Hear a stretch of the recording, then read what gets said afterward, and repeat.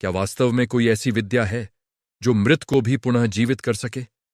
क्या यह केवल कल्पना है या हमारे प्राचीन पुराणों में इसका स्पष्ट वर्णन मिलता है? आज हम जानेंगे उस महान आचार्य के विषय में जिन्होंने मृत्यु को भी शिक्षा का विषय बना दिया, दानवगुरु शुक्राचार्य और उनकी अद्भुत संजीवनी विद्या। यह कथा केवल अमृता की नहीं, बल्कि ज्ञान, तप, अनुशासन और करुणा की है। भगवत पुराण के अनुसार शुक्राचार्य भृगुवंश में उत्पन्न हुए महान ब्राह्मण थे।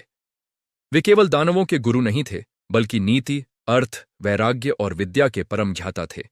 देवगुरु बृहस्पति जहां देवताओं को धर्म का मार्ग दिखाते थे, वहीं शुक्राचार्य दानवों को ज्ञान और पुनः उठ खड़े होने की शक्ति प्रदान करते थे। जब देवताओं और असुरों के युद्ध में असुर बार बार पराजित होने लगे, तो कारण केवल शस्त्र नहीं, बल्कि ज्ञान की कमी थी। विष्णु पुराण में वर्णित है कि जब असुरों का विनाश निश्चित प्रतीत होने लगा, तब शुक्राचार्य ने निश्चय किया, जब तक मृत्यु भय बनी रहेगी, तब तक साहस उत्पन्न नहीं हो सकता। उन्होंने कठोर तपस्या आरंभ की। हिमालय की निर्जन गुफाओं में वर्षों तक केवल तप, मौन और साधना। अंततः भगवान शिव प्रसन्न हुए और उन्हें प्रदान की संजीवनी विद्या। यह कोई साधारण मंत्र नहीं था। यह विद्या केवल शरीर को नहीं, प्राण, चेतना और कर्म बल को पुनः जागृत करती थी। युद्ध में मारे गए असुरों को शुक्राचार्य इस विद्या से फिर से जीवित कर देते थे। जब देवताओं को यह रहस्य ज्ञात हुआ, तो वे विचलित हुए। देवगुरु बृहस्पति ने उपाय सुझाया। उनके पुत्र कच्छ को शुक्राचार्य के आश्रम भेजा गया। कच्छ ने वर्षों तक सेवा, संयम और विनय से शुक्राचार्य का विश्वास जीता। कई बार कच्छ की मृत्यु हुई और हर बार शुक्राचार्य ने संजीवनी विद्या से उसे जीवित किया। अंततः यह विद्या कच्छ को प्राप्त हुई और देवताओं तक पहुंची। यह कथा सिखाती है, ज्ञान बल से नहीं, पात्रता से मिलता है।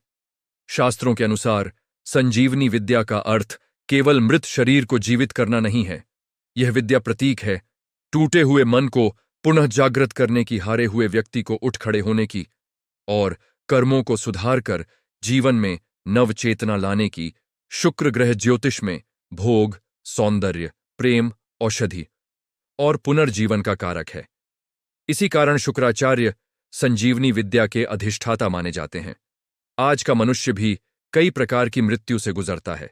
आत्मविश्वास की मृत्यु, आशा की मृत्यु, संबंधों की मृत्यु, उद्देश्य की मृत्यु। संजीवनी विद्या आज भी जीवित है, लेकिन मंत्रों में नहीं, अनुशासन, संयम और ज्ञान में। जब जीवन में सब कुछ टूटता प्रतीत हो, तब शुक्राचार्य की शिक्षा कहती है, जो गिरा है वह फिर उठ सकता है। यदि यह कथा आपके मन को छू गई हो, तो इसे केवल कथा न समझें, इसे जीवन का सूत्र बनाइए। वीडियो को साझा करें ताकि यह संजीवनी किसी और जीवन को भी नवचेतना दे सके।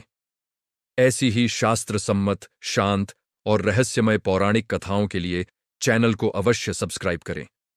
धन्यवाद।